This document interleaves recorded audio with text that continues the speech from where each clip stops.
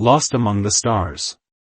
Zarya's vision blurred as she pressed trembling fingers to the console. Warning, life support failing. The voice was calm. Detached. Oblivious to the fear constricting her chest. She was drifting. The escape pod's engines had died hours ago, leaving her trapped in an endless sea of darkness. The stars stretched infinitely around her, silent and cold. She had fled her planet's destruction, but now there was nowhere left to run. Her hands shook as she tried to reroute power, but the controls flickered and died. Oxygen levels were dropping fast. She closed her eyes. Was this how it ended? After everything? Her body ached from the wounds she'd sustained during her escape. Every breath felt heavier than the last. She slumped back against the seat. No one was coming. A distant part of her had hoped, prayed, that someone would see the distress signal. But deep space was vast. Hope was foolish. As the weight of exhaustion pulled her under, a distant rumble echoed through the pod. Her foggy mind barely registered the sound of engines. Then, a loud clang. Metal against metal. Her failing consciousness caught one last thing before darkness took her. The sound of the hatch opening. Waking in the unknown. A dull ache pulsed through Zarya's skull as she stirred. Her body felt heavier, as if gravity itself had changed. The last thing she remembered was the failing oxygen levels in her escape pod, then the sound of something breaking through. She wasn't dead. At least, not yet. Her eyes fluttered open. Dim lighting flickered above her, casting long shadows across the room. The air smelled different, sterile, metallic, human. Her body tensed. Where am I? Zarya sat up too quickly, sending a sharp jolt of pain through her ribs. She groaned, her fingers instinctively pressing against her side. Bandages. Someone had treated her wounds. That meant she wasn't alone. Her gaze darted around the room. The walls were lined with metal panels, humming softly with power. A single console flickered with unfamiliar symbols, and a reinforced door stood shut at the far end. A ship. Not hers. Not one from her planet. Human technology. She swung her legs off the cot, trying to stand, but dizziness knocked her back down. Just then, a hiss filled the air as the metal door slid open. Zarya's breath caught. A human stood in the doorway. Tall. Broad-shouldered. His dark hair was slightly disheveled, and his sharp eyes locked onto her with cautious intensity. His worn-out jacket suggested he was no soldier, but the way he carried himself, steady, prepared, told her he wasn't a simple wanderer either. For a moment, neither of them spoke. Then, the human exhaled and crossed his arms. Well, he said, voice rough yet calm. You're awake. A delicate balance. Zarya didn't respond. Her mind raced through possibilities. Who was he? Where was she? Was she a prisoner? The human took a step forward. Before you start trying to kill me or something, he said dryly, you should know I just saved your life. His words registered, but Zarya didn't lower her guard. Where am I? She asked, her voice hoarse. The human leaned against the wall, watching her. You're on my ship, the Drift Runner. Picked up your distress signal while I was passing through this sector. He tilted his head slightly. Found you half dead in a busted escape pod. Zarya's fingers curled slightly. And you just decided to help? The human shrugged. Figured it'd be bad karma to leave someone to die in space. She narrowed her eyes. Humans didn't do things without reason. There had to be more to it. You were drifting, he continued, his gaze scanning her carefully. No weapons. No comms. No sign of a fleet nearby. I'd say you weren't on some friendly diplomatic mission. Zarya hesitated. The less he knew, the safer they both were. I was escaping, she admitted, carefully choosing her words. From what? She held his gaze. That's not your concern. The human sighed, rubbing the back of his neck. Right. Mysterious alien girl with half a dozen injuries, no backup, and no ship. Totally normal. She ignored his sarcasm. I need to leave. Zarya swung her legs off the cot again, this time bracing herself. The human raised a brow. You can barely stand.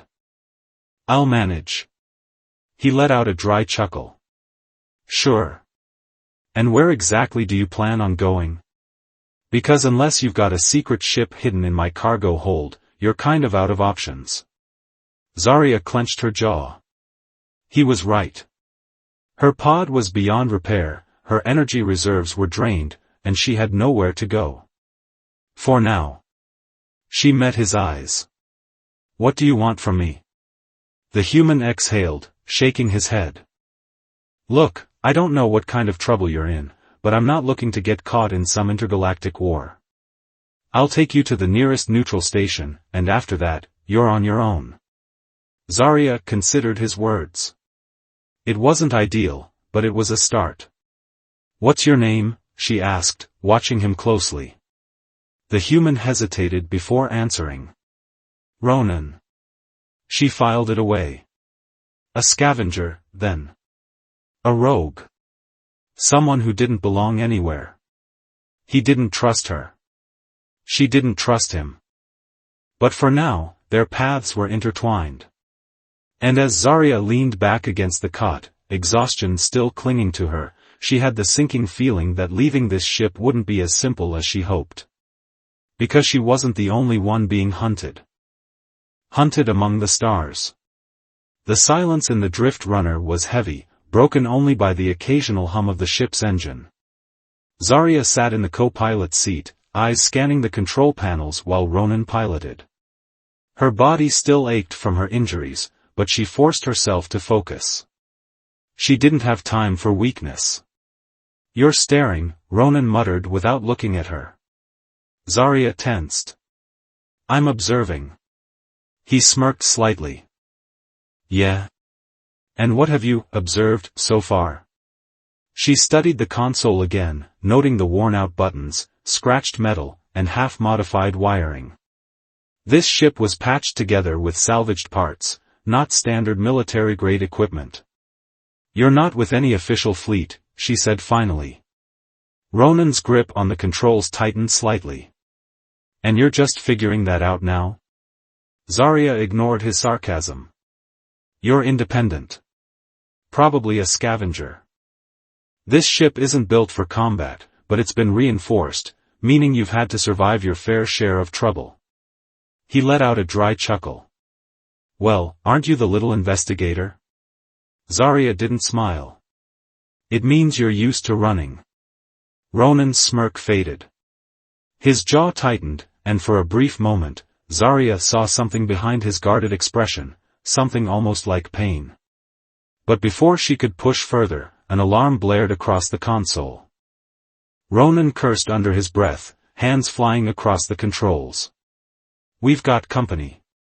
Zarya's stomach dropped. Who? Ronan didn't answer immediately. Instead, he pulled up the external scanner, and Zarya's blood ran cold. A fleet of ships hovered just outside their range, blocking the nearest jump point. The insignia on their hulls was unmistakable, Sathari hunters. Zarya's hands clenched. They found me. Nowhere to hide. Ronan shot her a sharp look. You want to explain why a squad of Sathari warships is tailing us? Zarya swallowed hard. She had known they wouldn't give up the chase so easily. The Sathari were relentless in hunting defectors. And she was their most valuable target. They're after me, she admitted. Ronan exhaled. Of course they are. Zarya's heart pounded as she ran through her options. They couldn't fight, not against those numbers. But running wasn't much better. "We need to get to a jump point before they close in," she said quickly. Ronan was already working. "Yeah, I figured. Problem is, we're boxed in. The closest route just became a Sathari welcome party." Zarya studied the map, searching for any possible escape routes. "There," she pointed. "The Kestrel Rift. We can cut through it." Ronan froze. "You're joking," he said flatly. She wasn't. The Kestrel Rift was an unstable cluster of asteroid fields and ion storms. Few ships made it through in one piece. But Zarya had no other choice. "They won't follow us in," she said. "Not without risk." Ronan muttered something under his breath before gripping the controls. "You better be right about this." With a sharp turn, the drift runner veered off course, heading straight into the storm. Into the rift. The moment they entered the Kestrel Rift, the ship shuddered violently. Lightning arced across the asteroid field, illuminating the swirling storms of gas and debris. The hull groaned under the pressure. "Hold on!" Ronan shouted. The ship dipped and swerved, dodging chunks of rock hurtling through space. Zarya gritted her teeth, gripping the edge of the console as warning lights flickered. Behind them, the Sathari ships hovered at the edge of the storm. Zarya's heart raced. "They're hesitating," she said. Ronan let out a breath. "Good." Then, a blast of energy shot through the storm. One of the Sathari ships had fired blindly into the rift. The pulse struck a drifting asteroid, sending a shockwave through the debris field. The force rippled outward, and suddenly, a massive chunk of rock came barreling toward them. Ronan's eyes widened. "Hang on." Zarya braced herself as Ronan threw the ship into a dive. The asteroid grazed their hull, sending a deafening clang through the ship. The controls flickered. The ship lurched. Then, silence. Zarya's breathing was heavy. The scanners blinked, struggling to stabilize. But when she looked at the readings, "They're gone," she whispered. The Sathari fleet had vanished from the sensors. They didn't follow. They had made it through. Ronan slumped back in his seat, exhaling shakily. "Remind me never to listen to you again." Zarya actually smiled, just a little. "Noted." But deep down, she knew this wasn't over. The Sathari had let them go, for now. But they would be back. And next time, running wouldn't be enough. The price of freedom. The drift runner floated in the stillness of deep space, its hull battered but intact. The Kestrel Rift was behind them now, but the tension inside the ship was far from over. Ronan was silent as he worked on repairs. Sparks flickered from the exposed panel he was rewiring, the scent of burnt metal filling the air. Zarya sat across from him, studying the scans. The Sathari fleet was gone. No sign of pursuit. Yet, she couldn't shake the feeling that this wasn't the end. Ronan finally spoke. "They'll come looking again." Zarya nodded. "Yes." He set his tools down and ran a hand through his hair. "So, tell me. Why are they after you?" Zarya hesitated. She had kept her past to herself for so long. But after everything Ronan had risked, he deserved the truth. She leaned forward, meeting his gaze. "I wasn't always a fugitive. I was one of them. A Sathari commander." Ronan's expression darkened. "You were one of the people trying to kill us?" Zarya flinched. "I believed in their cause.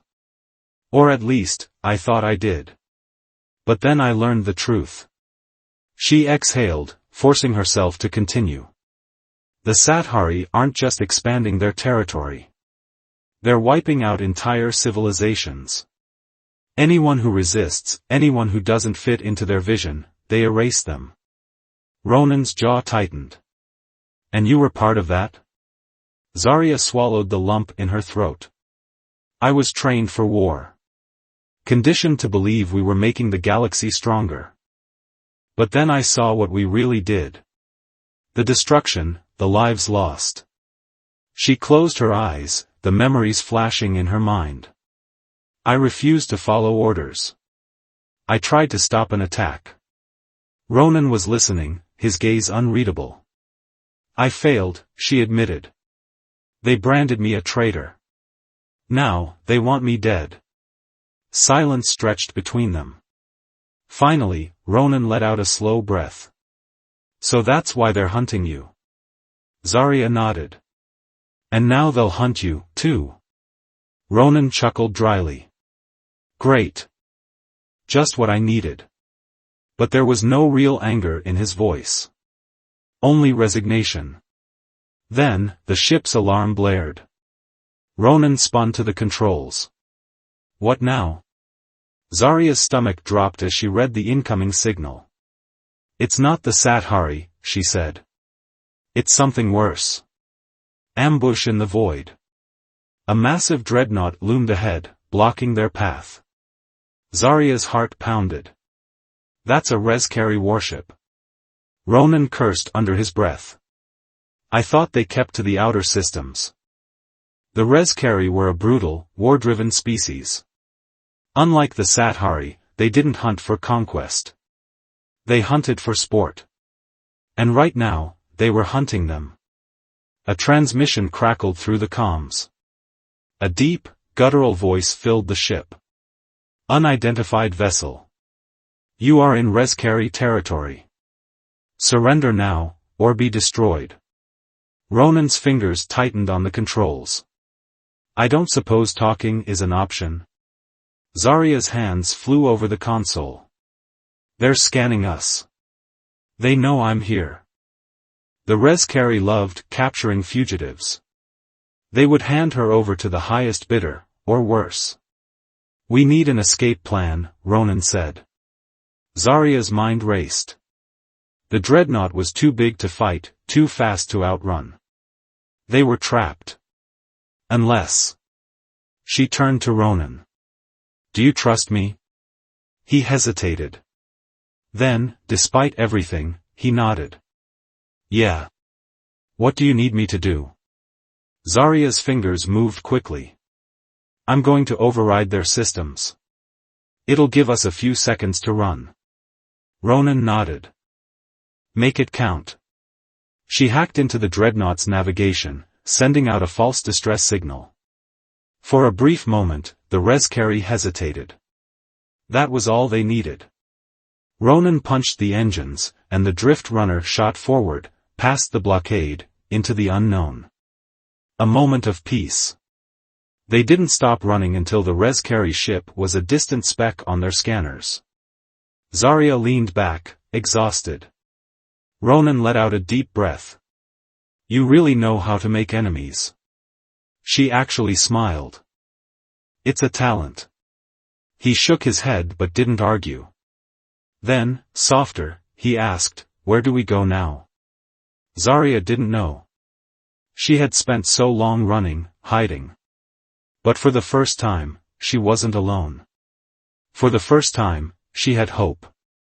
And maybe, just maybe, there was still a future worth fighting for. A future worth fighting for. The drift runner sailed through the quiet void, carrying two fugitives who had no home left to return to. The battle behind them was over, but the war? It was far from done. Ronan sat in the pilot's chair, arms crossed as he stared at the endless stars ahead. Zarya sat beside him, her fingers tapping against the console in deep thought. Neither had spoken for a while. Finally, Ronan broke the silence. So, what now? Zarya exhaled. It was the question she had been asking herself ever since they escaped the Rezkari. Ever since she chose to betray the Sathari. Running isn't an option anymore, she said. Ronan scoffed. Was it ever? She turned to look at him. He was different from the man she had met on that frozen wreck. Harder now, sharper. He had been forced into a fight that wasn't his own, and yet, he stayed. He chose to stay. And that choice mattered. Zarya leaned forward. We have information that could change everything. I know the Sathari's weaknesses, their strategies. And you, she gave him a small smile, you have a way of surviving impossible situations. Ronan raised an eyebrow. Flattery? That's new. She ignored him. If we disappear now, if we go into hiding, the Sathari will continue their war. They'll keep hunting people like us. We have to do something. Ronan let out a long sigh. You're talking about rebellion. Zarya didn't flinch. I'm talking about hope. For the first time, he didn't argue. A dangerous proposal. The drift runner's engines hummed softly as they plotted their course. There was only one place to go. The resistance won't trust you, Ronan pointed out. I don't need their trust, Zarya said. I need them to listen. The resistance was small, scattered. Nothing compared to the Sathari Empire. But if they had insider knowledge, if they knew where to strike, everything could change. Still, it was a gamble. Ronan leaned back in his chair. So, we just waltz in and tell them to believe us? Zarya smirked. More or less. Great. Sounds like a fantastic way to get shot. And yet, when she turned to him, he was already adjusting the ship's heading.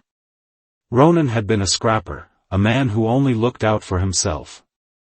But now? He was something else. Maybe they both were. A new beginning. The resistance base was hidden deep inside an asteroid field, its hangars carved into the rock like an ancient ruin. The moment the drift runner landed, they were surrounded by armed guards. Zarya stepped forward, hands raised. I need to speak to your leader. The resistance soldiers hesitated, glancing at one another. A woman stepped forward. Older, her face lined with years of war. She studied Zarya, then Ronan, her expression unreadable. I know who you are, she said coldly. Zarya held her ground. Then you know why I'm here. The woman's eyes narrowed. Give me one good reason why I shouldn't put you down where you stand. Zarya met her gaze without flinching. Because if you don't listen, the Sathari will wipe you out. Silence. Then, after a long pause, the resistance leader finally spoke. Come with me. The spark of rebellion. The meeting lasted for hours. Plans were drawn, weaknesses exposed. For the first time, the resistance had a real chance at winning. When it was over, Zarya and Ronan stood together in the hangar, watching as fighters were prepped for battle. Ronan crossed his arms. You really think this will work? Zarya didn't know. But she did know one thing. She wasn't alone anymore. And sometimes, one spark was all it took to start a fire. She looked at Ronan and smiled. Yes, she said. I do.